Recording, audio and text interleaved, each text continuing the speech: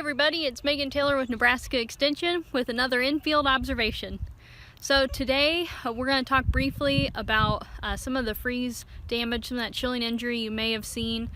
We're right at about 5 days out from when that occurred, and in some areas it's probably going to be closer to 3 days. Amy and Sarah did a really nice job talking about central Nebraska as well as northern Nebraska. So today I'm just going to show you some of the beans, and also we're going to look at some corn more in depth. The big thing with frost is that it's super inconsistent, and so you can have plants that are right beside each other, and for whatever reason one may be affected and one may not. So when you're out scouting, just make sure you're trying to cover as much of the field as you possibly can. So again, just try to walk in that zigzag pattern when you can, and dig some plants, see if you see the recovery. Remember for soybeans that we have those growing points, so as long as the growing points aren't affected, we'll be good. And remember for corn, the growing points below the ground until about V5 to V6. So if you have some kind of just cosmetic damage, you should be okay. So let's go check out some plants.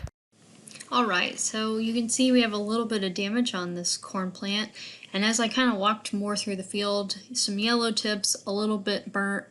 There were some areas where you can see a little bit of those browning on the leaf edges. So then I dug up some plants, couldn't really find what I was looking for, but this is what we should be seeing. A healthy growing point with green healthy tissue, just some cosmetic damage. So then I'm going to transition over to beans. So you can see that these beans were just getting ready to pop.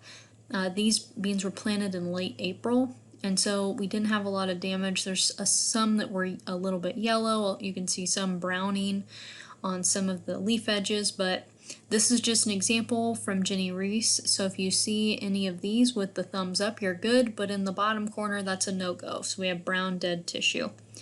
As I kept going, I was seeing more of the same. Looks like our beans are pretty insulated, some damage here and there, but pretty inconsistent.